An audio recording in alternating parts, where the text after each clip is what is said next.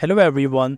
किसी को अलविदा कहना हो तो हम हमेशा गुड बाय का यूज़ करते हैं, लेकिन क्या आपको पता है कि गुड बाय कहने के इसके अलावा भी बहुत सारे तरीके हैं। आज की इस वीडियो में हम उन्हीं तरीक़ों के बारे में सीखेंगे। अगर आप चैनल पर नए हैं तो चैनल को सब्सक्राइब कर लें और साथ लगे बेल आइकन को भी प्रेस कर दें ताकि रोज़ाना की बुनियाद पर अपलोड होने वाली वीडियोज़ के नोटिफिकेशन आपको मिलते रहें। तो चलिए बढ़ते हैं वीडियो की जानिब। सबसे पहले हम देखते हैं जी कि अलविदा कहने के लिए हम यूज़ करते हैं बाय बाय का। ठीक है, इसका मतलब भी अलविदा होता है। फिर सिंपली हम कहते हैं बाय, इसका मतलब भी अलविदा होता है। और फिर हम कह सकते हैं गुड बाय, इसका मतलब भी होता है अलविदा। इन तीनों तरीक़ों से आप गुड बाय कह सकते हैं। लेकिन ये याद रखिए कि जो बाय बाय है ये हम यूज़ करते हैं अपने फ्रेंड्स के साथ, यानी इनफॉर्मल सिचुएशंस में। इनफॉर्मल सिचुएशंस वो होती हैं जहाँ पे आप अपने दोस्तों के साथ होते हैं या उन लोगों के साथ होते हैं जिनके साथ आप बेतकल्लफ़ी से बात कर सकते हैं।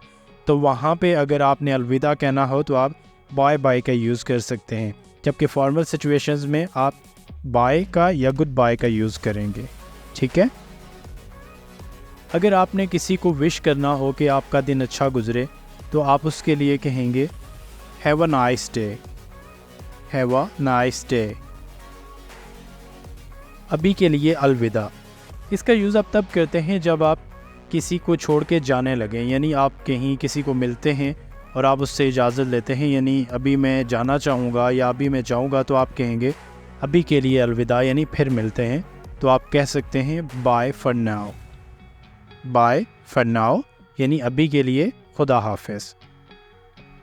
बाद में मिलते हैं, इसके लिए आप कहेंगे कैच यू लेटर, बाद में मिलते हैं, कैच यू लेटर।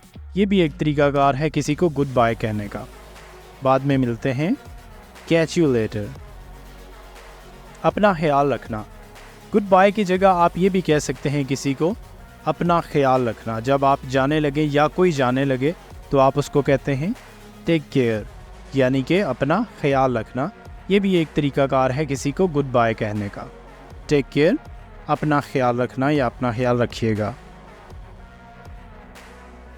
चलता हूँ, गाटा गो। गुड बाय कहने का एक तरीकाकार ये भी है कि आप गुड बाय की जगह यूज़ कर सकते हैं gotta go. Gotta go informal situations में यूज़ होता है। इसका मतलब होता है got to go, I have got to go, यानी चलता हूँ। इनफॉर्मल सिचुएशंस जैसे कि मैंने आपको बताया कि जो आप अपने दोस्तों के साथ होते हैं या उन लोगों के साथ जिनके साथ आप बेतकल्लफ़ी से बात करते हैं, वहाँ पे आप इसका यूज़ कर सकते हैं। फॉर्मल सिचुएशन में आपने इसका यूज़ नहीं करना, क्योंकि फॉर्मल सिचुएशंस में हमेशा जब आप जाने लगें तो आप इजाज़त तलब करते हैं। आप कह सकते हैं कि मे आई लीव नाउ, यानी कि क्या मैं जा सकता हूँ।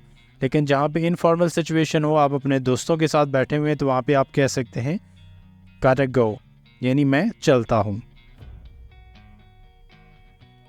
राब्ते में रहना, जब कोई आपको छोड़ के जा रहा होता है कहीं दूसरे मुल्क में, सपोज़ करें कि जा रहा है या आपसे दूर जा रहा है, तो आप उसको कहते हैं कि राब्ते में रहना।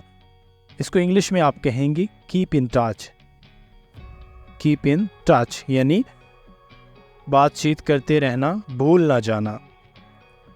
मुझे जाना होगा, इसको इंग्लिश में आप कहेंगे I must be going now. ये भी एक तरीकाकार है गुड बाय कहने का। I must be going now, मुझे अब जाना होगा। अगली बार मिलते हैं, see you next time, see you next time. Good bye की जगह आप इसको भी यूज़ कर सकते हैं, see you next time. Farewell, farewell का मतलब भी होता है अलविदा, लेकिन इसको आप तब यूज़ कर सकते हैं जब ज़्यादा अरसे के लिए कोई आपसे दूर जा रहा हो।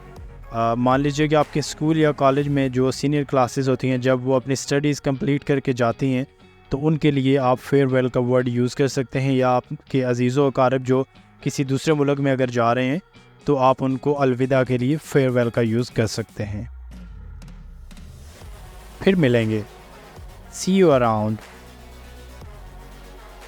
सी यू अराउंड।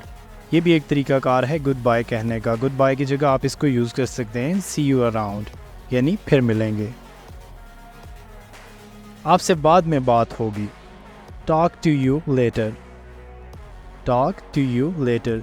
या इसके साथ आप यूज़ कर सकते हैं I'll का, यानी I will talk to you later, मैं आपसे बाद में बात करूँगा या आपसे बाद में बात होगी, टॉक टू यू लेटर।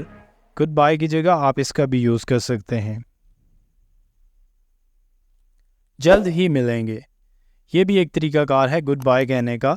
इसको इंग्लिश में कहेंगे सी you soon, C you soon.